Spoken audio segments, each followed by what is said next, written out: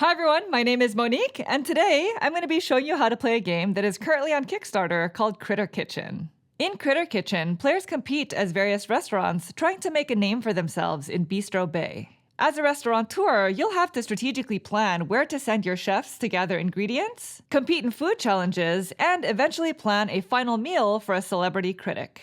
This game is designed by Alex Cutler and Peter C. Hayward, it's fully illustrated by Sendara Tang, and it's published by Cardboard Alchemy, who are helping sponsor this video. Now before I begin, I do need to mention that everything that you see here is considered a prototype copy of the game, which means things are subject to change in the future. As of now, the game plays 2 to 5 players, but at the start of the Kickstarter, it'll be able to play up to 7 players, and they're currently working on a solo mode. For more information regarding the game, as well as any future updates, I encourage you to check out their Kickstarter, which is linked in the description below.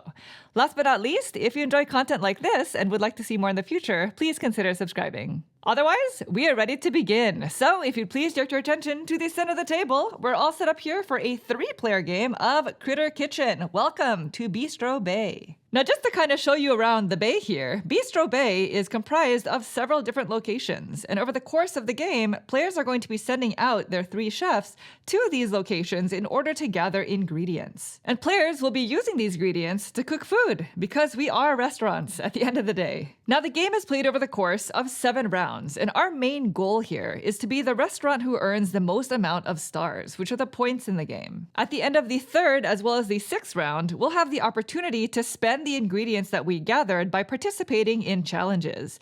And at the very end of the game, we'll have one final meal to prepare for the celebrity critic, which in our current setup, by the way, is the mouse. These critics are asymmetric, and the game comes with several of them, and so you only play with 1 critic per game. Now, before we talk about the round structure, let's just discuss the challenges for a second so that you have an idea as to what we're going to be doing with these ingredients. At the end of the 3rd as well as the 6th round, you'll have the opportunity to participate in 3 challenges, but you only reveal 1 challenge card per round. And so at the start of the 1st round, the only card that we have revealed for our game is Tasty Tapas. Now each challenge shows 3 different ingredients that you can spend in order to earn stars. Now, in participating in a challenge, players must turn in all of the types of ingredients that are shown on the card, but you can turn in any number of tokens per ingredient type.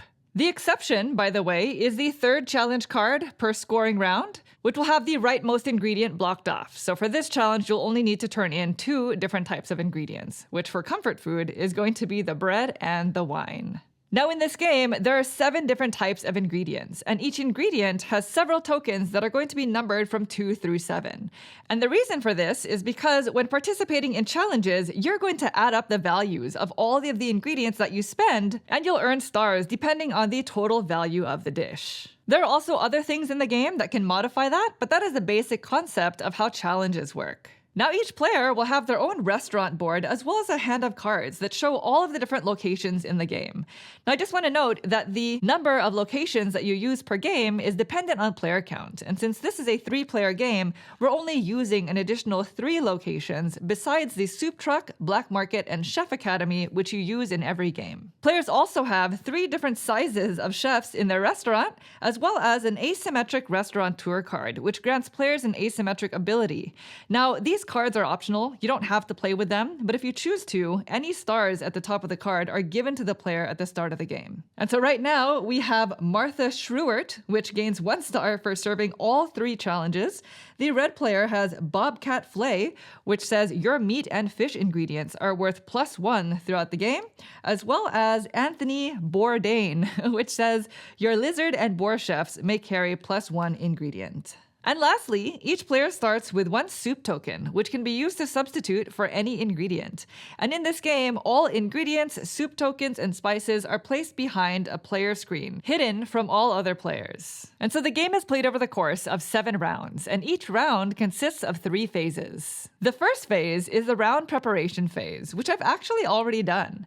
During this phase, you flip over the leftmost challenge card, and you fill in the locations with ingredients from the ingredient bag. We'll discuss this phase a little bit more later, but for now, let's move on to the next phase, which is called planning. During the planning phase, players will secretly and simultaneously select 3 location cards from their hand and assign them to each of the 3 chefs in the restaurant. Each chef has a different speed as well as ingredient carrying capacity. The mouse chef is the fastest but can only carry 1 ingredient, the lizard can carry 2, and the boar chef is the slowest but can carry 3. Once all players have assigned their cards, then you simultaneously reveal them. Afterwards, each player places their chefs at their assigned locations. Since I'm the red player, I assigned my mouse to the garden top shop. And so mouse chefs go on the very left-hand side of each location since they are the fastest. My lizard will go to the desert vendor, assigning it to the middle spot. And finally, my slowest chef, the boar chef, will go to the water market on the rightmost slot. And this phase can also be done simultaneously. Then, players move on to the shopping phase, where we resolve each location from left to right, starting with the soup truck. At the start of each round, the soup truck will contain at least 1 beast token, which is essentially 3 soup tokens in one. Over the course of the game, other ingredients will end up here. But since none of the chefs went here, let's move on to the next location, which is the garden top shop. These 3 locations are called numbered locations, and they'll always contain a certain number of ingredient tokens. Starting with the mouse chefs, players take turns taking 1 ingredient each until they've met their carrying capacity, in which case they would then return back to their kitchen. In this example, we have all 3 mouse chefs, and in the case of a tie, we consult the priority track, and priority goes to the player who is closest to the left, which is the red player. Since our first challenge, Tasty Tapas, requires mushrooms, they may want to take a 4-value mushroom. Alternatively, they can choose to take the meat spice token because in this game, there are 2 spice tokens per ingredient, and you can use them to essentially double the value of that ingredient type. Or they can choose to take this rumor token. At the end of the game, players will prepare a final meal for a celebrity critic. And each game, you play with 3 different rumor cards that have information on them that help you score bonus points. Now these rumor cards are a secret, and so in order for you to look at one of them, you have to take the corresponding rumor token. Now let's just say Red decides to take the mushroom token. Because the mouse chef only has a carrying capacity of 1, they now return home, and the ingredient token goes behind your player screen. And since that tie was for the first ingredient taken at this location, their priority token now goes to the very back, and now purple will have priority. And you only adjust priority when it's the first ingredient taken. So after resolving this location, purple will still have the highest priority. Then we move on to the desert vendor, where we have 2 lizard chefs. Lizard chefs carry 2 ingredients each, but players will still alternate when choosing them. Now let's just say, for example, Red had placed their boar chef here. And after resolving the lizard chefs, no more ingredients remain. In this case, the boar chef would be able to take 1 soup token home.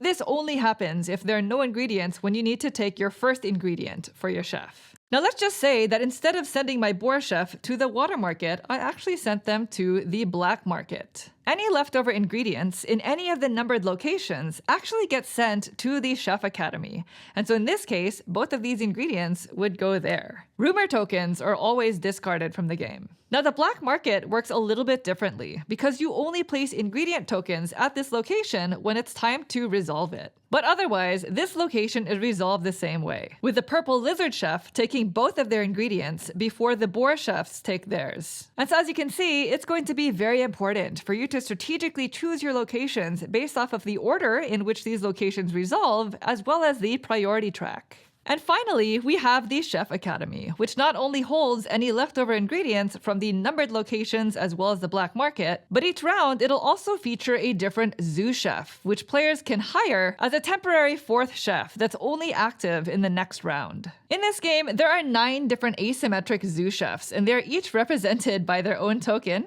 Here, we have Alex the alpaca.